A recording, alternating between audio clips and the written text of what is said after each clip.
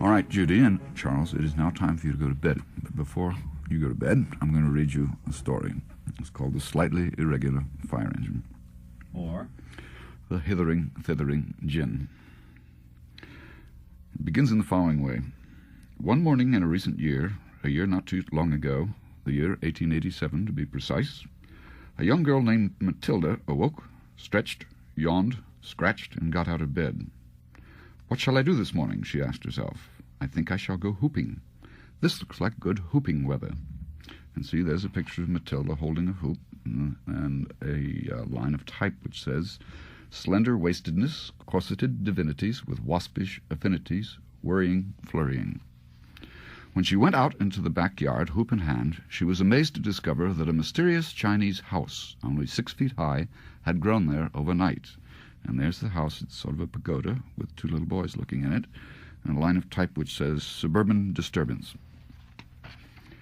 Matilda was disappointed. She had wanted a fire engine, even though it wasn't Christmas or her birthday or the day after a day on which she had been particularly good. She had hoped, just a faint, hazy hope, that when she went outside this morning a sparkling red fire engine would be standing there.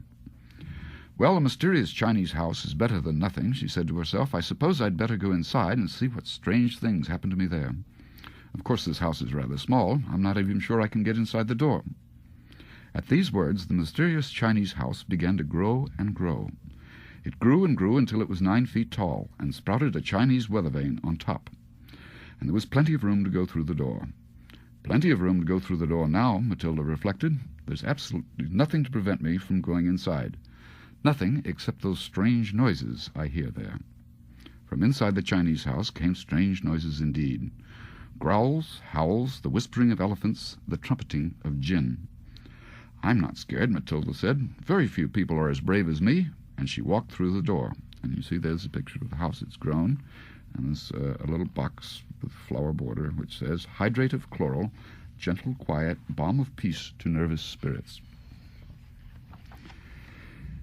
Inside the pagoda were 2 fierce-looking Chinese guards. "Good morning," they said in unison. "Who, what, when, where, how?" "I beg your pardon," Matilda said. Do you have a fire engine in here?" "No, but we have a rainmaker. Look behind you." And there's the rainmaker, a very fierce Chinese fellow, holding up what appears to be a fly swatter and wearing a mask from which 2 horns protrude. And the Chinese guards holding muskets. And over here is a peculiar apparatus which appears to be a mechanical device of some kind. And up here there's some printing which says, "Gardens watered, carriageways sprinkled, deserts drenched." I suppose that's an advertisement for the rainmaker. "Pleased to meet you," Matilda said to the rainmaker. "Likewise," the rainmaker said. "What else do you have?" Matilda asked. "Not that you aren't extremely interesting," she said, turning to the rainmaker. "Likewise," the rainmaker said. "Well," the guards considered, "let us see. We have Chinese acrobats. I think that the cat seller will be around before lunch. We have an elephant that falls downhill, head over heels. That's rather interesting. We have some flying machines, although they're somewhat primitive. We have chicken chow mein, and we have a pirate. Do you want to see everything?" "I think I'd like to begin with a pirate," Matilda said. "I've never seen a real pirate before." "He's not in such a very good mood," the guard said. "We captured him some time ago, and he's sort of restless. We tell him that if he just tends to his knitting, he'll be all right. So that's what he does, tends to his knitting. But is used to a more active sort of life." "The pirate," said Matilda. And there's a picture of the pirate who's sitting in a rocking chair, knitting.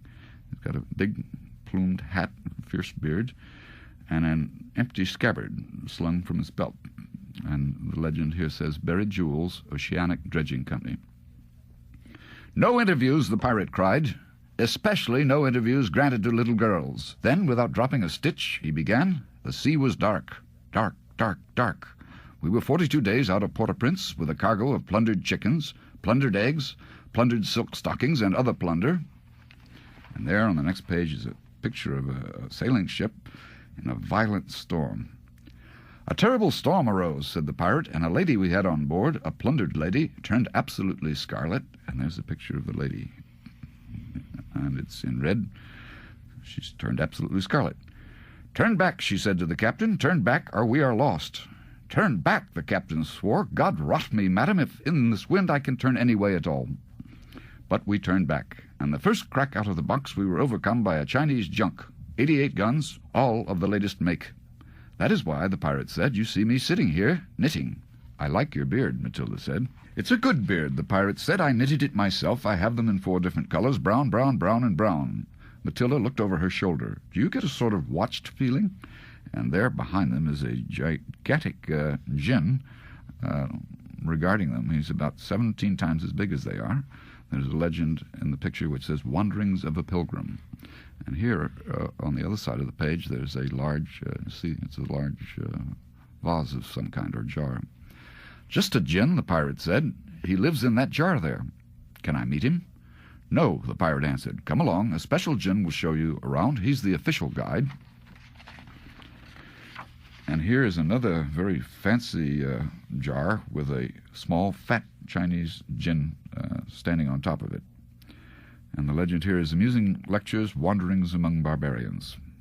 Well, slap me if it isn't Matilda, the new jinn said. Has the pirate been taking good care of you? Oh, yes, he has, Matilda said, but I haven't seen the fire engine. We don't have a fire engine, the jinn said, although they're mighty attractive fire engines, I admit it. But here comes the Quetzalcoatl. That means it's just about time for the elephant to fall down the hill. Let's go and watch. He does it very well. And there's a picture of a man, an old bearded man. He's mounted on a camel, and he's got baskets of cats hung all over the camel. A great crowd had gathered to witness the event. He's wonderful, Matilda exclaimed. And there's an elephant. He's rushing down the hill, and he does a complete flip-flop and lands sitting down. He's wonderful, Matilda exclaimed. An elephant and a half, the jinn said proudly. That's not so special, the pirate said sourly. If you'd give me my cutlass back, I'd really show you something. Does he do it every day? Matilda asked. He is closed Mondays, the jinn replied. And now, what else can we show you? For such a small, mysterious Chinese house, this pagoda certainly has a lot in it, Matilda remarked. We like it, said the jinn. And here they've been taken to another room where there is a great deal of what appears to be silver and gold vessels of various kinds, pots, this kind of thing. And this is where we keep our fabulous treasure, the Grey Room. We call it the Grey Room because it doesn't make us happy, particularly. It's very fabulous, all the same, Matilda agreed. But here is something even more fabulous, the jinn announced. Lunch. Matilda, the jinn, and the pirate sat down to lunch. There was fried lobster, fried rice, fried snow peas, and sweet and sour ice cream. The jinn gave Matilda a glass of wine mixed with a little water, in jinn fashion. After lunch came the entertainment. There were jug dancers and clowns and elegant fencers and every kind of flawless, flourishy footlooseness. If there is anything better than lunch, it is entertainment, the jinn said. Fopterol, the pirate cried. If I had my cutlass back, I'd show those skinny ninnies something about cut and thrust. And here you have a picture of the entertainment. There's a long line going from the pirate's knitting up to a hand, which inserts itself in the picture in the upper right-hand corner. See, there is the cable is tied to the index finger of that hand, and on the cable there are a pair of fencers and a Chinese acrobat and a monkey, and there's a jug dancer down in this corner. And there's a legend over here which says, laughed at by plain folks. Would you like to have an escapade? The jinn asked. We can arrange that. Escapades come in 2 styles, fancy and more fancy. What is an escapade? Matilda asked. An escapade is something you didn't expect, the jinn said, which surprises you, pleases you, and frightens you all at once. Like a good dream, Matilda said. And there is a possible Matilda, apparently at court, lots of fancily dressed gentlemen standing around, with halberdiers on the stairways, apparently at a grand ball. Or you could be something, the jinn suggested. You could be a grown-up, tennis-playing, hat-wearing woman, or a one-man band. The one-man band doesn't look too happy, Matilda observed. He began as a piccolo player, the jinn said. And the picture shows a rather heavily burdened man, shabbily dressed with an accordion, and he's operating a bass drum, which is slung on his back, and on top of that, more drums are piled, and the legend is People's Voice. Now we'll have to give you a souvenir, said the jinn. Would you like a barrel of pickles surmounted by a sour and severe citizen? Or a statue of the chief of police, heroic style, solid marble? I'm awfully fond of fire engines, Matilda said. Or a popcorn-making machine, the jinn went on, capacity 50,000 kernels. Or an anatomical diagram. The anatomical diagram is anatomical, Matilda said, and the popcorn-making machine is useful, I don't doubt, but you wouldn't have a... I am tired of talking about fire engines, the jinn said firmly. And there's a gigantic picture of a machine some 40 feet high, which is apparently the popcorn-making machine, and an anatomical diagram. Just then a voice was heard outside the pagoda. "Matilda!" the voice screamed. "Matilda, Matilda, Matilda, Matilda, Matilda, Matilda, Matilda, Matilda, Matilda, Matilda, Matilda, Matilda, Matilda." And there's a picture of the same lady who appeared a few pages back as the plundered lady in scarlet, only here she's in black and white. "That's my nurse," Matilda said. "I think she wants me. Will you be here tomorrow?" "No," the djinn said. "We're taking a trip all the way to Pernambuco. The house too?" "The house too. But we'll leave you a keepsake, Matilda. Some little something. It will be here when you wake up tomorrow." "Goodbye," Matilda said. "Thank you for the escapade." When Matilda woke the next morning and rushed out into the yard, the mysterious Chinese house was gone. The djinn was gone, the pirate was gone, the elephant was gone, and the 2 fierce-looking Chinese guards were gone.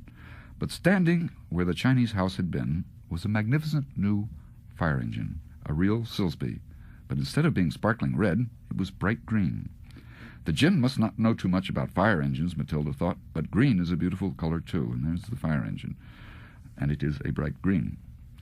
And Matilda's father and mother, that gay and laughing couple, were very glad to have a bright green fire engine to ride in when they went out for an evening, and Matilda lent it to them whenever they wished. And there's a picture of Matilda's father and mother. The father is waving a tambourine in the air. They're obviously about to go out for the evening, and the legend says, "Contentment, industry, and frugality."